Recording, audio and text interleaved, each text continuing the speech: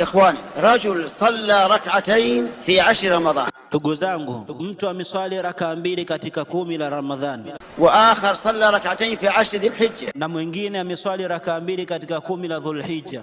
أيهما أفضل، الثاني ولا الأول؟ Yupi katika wao mbora zaidi, wa pili au wa kwanza? الثاني. Ni wa pili, yani ni mbora zaidi. هذا غريب على العوام، لكنه ليس غريبا على أهل العلم. Hili ni geni kwa maawamu, lakini sio geni kwa wanachuoni. ولهذا أقول إنه يجب على أهل العلم أن يبينوا للعامة. Na kwa ajili hiyo ninasema hakika inawajibika kwa wanachuoni kubainisha kwa watu wote أن العمل الصالح في 10 ذي الحجة أحب إلى الله من العمل في أي وقت كان.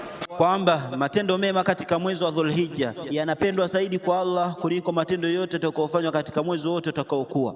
وهذا مجهول للعوام لأنهم لا يذكرون به إلا قليلا. Na hili halijulikani kwa maawamu kwa sababu hawakumbushiwi isipokuwa kidogo. هذه الأيام أكثروا فيها من العمل الصالح. Haya masiku kithirisheni ndani yake matendo mema. أكثروا فيها من تلاوة القرآن. Kithirisheni ndani yake kisomo cha Qur'an. أكثروا فيها من الذكر.